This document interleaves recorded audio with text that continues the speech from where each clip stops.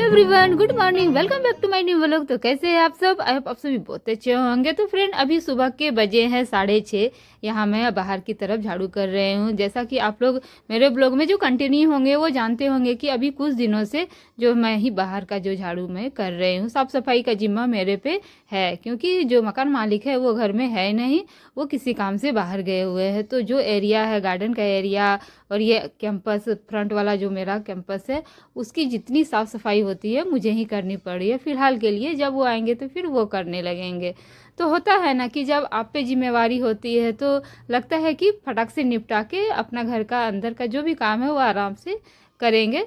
तो वही मेरे साथ हो रहा है। मैं सोची कि चलो बासी आंगन क्यों रहने दिया जाए, पहले इसको कंप्लीट कर लेते हैं, यानी निपटा लेते हैं बाहर का जो काम है, इसके बाद अंदर से आराम से किया जाएगा। यहाँ पे देखिए अभी पत्ते कम झड़ रहे हैं, क्योंकि ना जितने पत्ते थे सब अभी झड़ चुके हैं। पतझड़ मतलब लगभग ख़त्म ही होने वाला है, तो अभी कम पत्ते झड़ रहे हैं। और आम का पेड़ के पास वहाँ पे थोड़ा सा ज़्यादा पत्ते झड़ रहे हैं, लेकिन जो अमरूद का पेड़ है ना उसमें अभी फ़िलहाल कम हो रहे हैं, देख सकते हैं ज़्यादा पत्ते नहीं हैं। तो मैं क्या करती हूँ कि एक जगह इकट्ठा करके जला देती हूँ और उसका जो राख है वो बाल्टी में रख देती हूँ। अभी डेली के डेली यही कर रही हूँ, नहीं तो फिर उठना उतना एक ही बार उठा के फेंकना होता है, और फेंकने के जाने के समय गिर ही जाते हैं रास्ते में। इसलिए मैं इकट्ठा करके क्या करती हूँ, ये कर देती हूँ, मतलब जला देती हूँ। तो डस्टबिन पास में ही रखा हुआ रहता है, वही मैं यहाँ पे लेने के लिए आई थी। डस्टबिन में देखिए यहाँ पे उठा दिया, और थोड़े से पत्ते थे उसको यहाँ पे क्या करी, वो बाल्टी, एक कचरा का बाल्टी रखा हुआ है उसमें मैंने डाल दिया। तो फ्रेंड, चारों तरफ मैंने अच्छे से झाड़ू लगा लिया, बाहर का काम कंप्लीट करके यहाँ पे आई हूँ।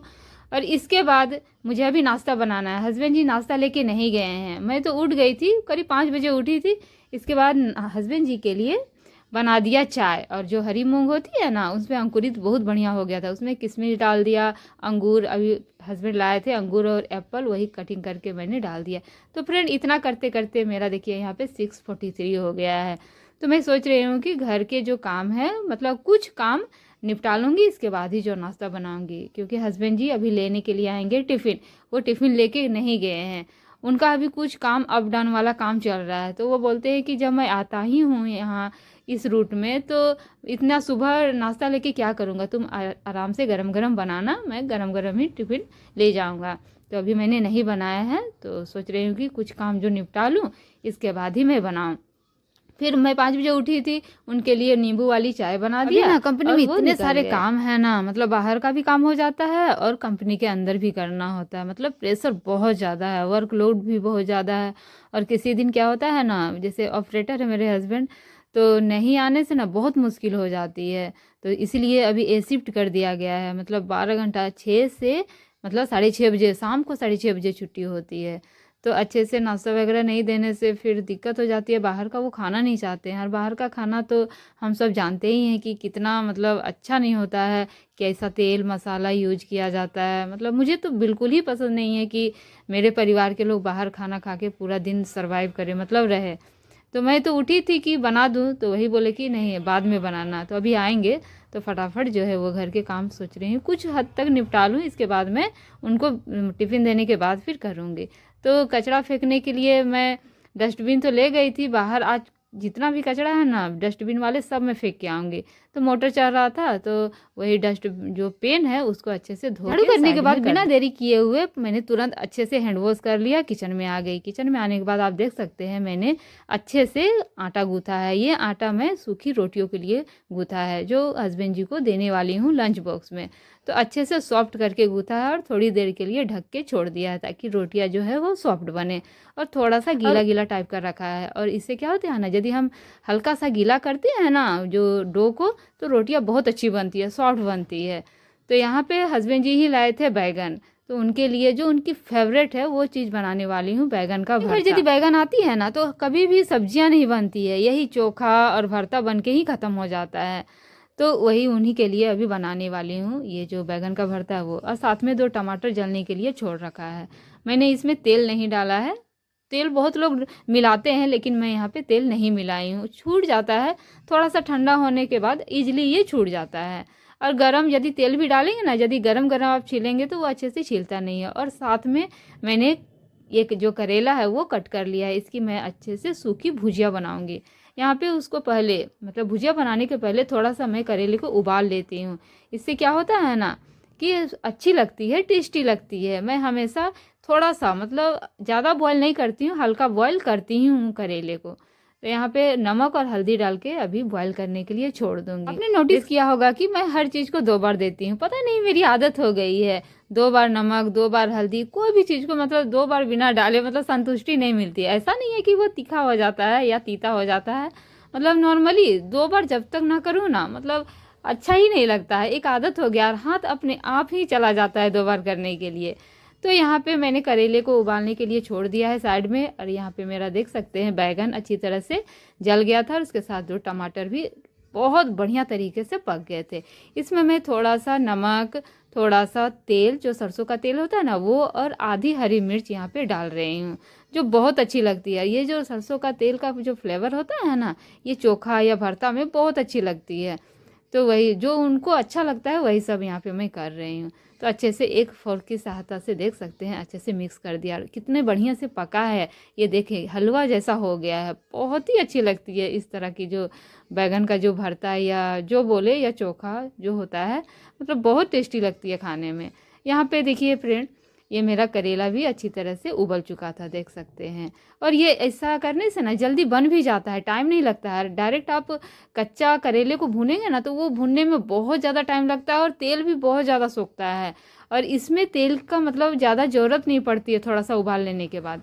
यहाँ पे देखिए अच्छे से मेरा करेला भून गया है। अब मैं बनाऊंगी रोटियां, दोनों चीज़ तो मेरा अच्छे से बन गया। अब मैं फटाफट जो है वो सूखी रोटियां बना लूँगी। और मैंने एक साइड गर्म पानी चढ़ा दिया है पीने के लिए, बच्चे यदि उठेंगे तो पिएंगे। अभी तो वो नहीं उठे हैं क्योंकि मैं लगभग 6:45 बजे से लग गई थी यहाँ पे करने के लिए, नाश्ता बनाने के लिए। तो 8 बजे तक हस्बैंड जी आ जाएंगे तो उनका मतलब टिफ़िन पैक करके मैं रख दूँगी, निश्चित हो जाऊँगी कि चलो अपना जब भी आएंगे वो लेके चले जाएंगे। इसके बाद मैं अपना घर का काम आराम से करते रहूँगी। इसके बाद यहाँ पे देख सकते हैं मैं अपनी जो सूखी सूखी रोटियां हैं वो मैंने बना दिया। और ये देखिए हस्बैंड जी का लंच बॉक्स बिल्कुल ही तैयार हो गया है और साथ में दही भी डाला है। जो गर्मियाँ आ रही है ना तो दही उनको बहुत अच्छी लगती है। टिफ़िन वगैरह पैक करने के बाद हालांकि हस्बैंड जी आए नहीं हैं, आएंगे अभी। मैं अपने कामों में लग गई कि सोचा चलो यहीं पे खड़ी हूँ तो क्यों ना किचन को साफ कर लिया जाए। होता है ना कि जब आप काम कर रहे हैं तो कंटिन्यू काम करने का मन करता है, बैठ जाने के बाद फिर आलस आ जाती है। इसीलिए मैं सोची कि नहीं, बैठना नहीं है। तो हस्बैंड जी तो जब भी आएंगे ले जाएंगे, मैं अपना काम में रहती हूँ कंटिन्यू। किचन को कर रही हूँ साफ़ यहाँ पे। और आटे वाटे जितने भी गिरे हुए हैं सबको अच्छे से साफ़ कर लूँगी। सबसे पहले मैं यहाँ पे जो स्टैंड है गैस चूल्हा का सबको हटा लिया। और थोड़ा थोड़ा गिर ही जाता है, जैसे हम चावल चढ़ाते हैं, दाल चढ़ाते हैं तो कुकर में जब फ्लो करता है ना सीटी के टाइम वो गिर जाता है तो दाग हो जाते हैं। तो अच्छे से रगड़ के साफ़ कर दे रही हूँ। एक बार तो अच्छे से भिगा के कपड़ा को पोंछा, फिर क्या क्या अच्छे से वही कपड़ा को निचोड़ लिया और यहाँ पे जितने पानी थे अच्छे से पोंछ दे रही हूँ। इससे क्या होता है ना पूरा किचन जो है वो चमक जाता है। देख सकते हैं जितने भी कंटेनर वगैरह हैं अच्छे से सबको पोंछ के सेट करके किचन से यहाँ पे आई हूँ ये बेडरूम में। तो ये बेडरूम में जितने भी डस्ट वगैरह हैं अच्छे से पोंछ दे रही हूँ। तो डेली की डेली थोड़ा सा क्लीनिंग कर लेने से ना चमकता रहता है। और ये हमारा तो डेली का हार्ड वर्क है फ्रेंड। सुबह का जो मॉर्निंग का जो काम होता है ना बहुत ज़्यादा होता है, मतलब यदि आप लगे रहेंगे ना तो ख़त्म होने का नाम ही नहीं लेता है। तो चलिए खैर अच्छे से करना तो है हम ही लोग को, क्यों ना अच्छे से फ्रेंड। जब हमने ये पलंग खरीदा था ना तो हम लोग को बहुत बड़ा लग रहा था कि बाप रे इतना बड़ा पलंग, हम लोग तो 3 ही जन हैं, पूरा खाली रहेगा। लेकिन अभी ऐसा हो रहा है ना जब से बुगू जन्म ली है तो मतलब हम लोग के लिए ये छोटा पड़ रहा है। 4 जन हम लोग इस पलंग में सेट नहीं हो रहे थे। तब हम लोग फिर वो जो आप उस रूम में एक पलंग देखते होंगे, सिंगल नहीं है वो, मतलब मीडियम है, मतलब डबल भी नहीं है सिंगल भी नहीं है, मीडियम साइज का है, वो खरीदे। तब जाके फिर एडजस्ट हम लोग होने लगे, नहीं तो 4 जन इस पलंग में मतलब हो नहीं रहे थे, कंजस्टेड टाइप का लग रहा था। तो चलिए अब रूटीन में आते हैं। यहाँ पे जो बेडशीट है अच्छे से चम्मच की सहायता से दबा दिया और जो तकिए सब हैं सबको अच्छे से सेट करके साइड में रख दे रही हूँ। और कपड़े इधर उधर, एक छोटे छोटे कपड़े जो होते हैं ना इधर उधर फैले रहते हैं, तो मैं क्या करती हूँ जो पलंग का जो थोड़ा सा जो स्पेस बचा हुआ रहता है ना उसमें फोल्ड करके रख देती हूँ। कोई भी छोटे छोटे कपड़े जो बुग्गू के होते हैं या मेघा के होते हैं वो सब। इसके बाद यहाँ पे बुग्गू भी उठ गई थी। बुग्गू को मैंने 1 गिलास पानी दिया है। मैं अपने दोनों बच्चों को आदत करवाई हूँ डेली रूटीन में कि आप लोग जब भी उठेंगे तो ब्रश करने के पहले 1 गिलास पानी ज़रूर पिएंगे। तो दोनों बच्चे यही करते हैं, उठने के बाद 1 गिलास गुनगुना पानी करते हैं, पीते हैं। मैं गर्म पानी करके रख देती हूँ, उठने के बाद उनको देती हूँ।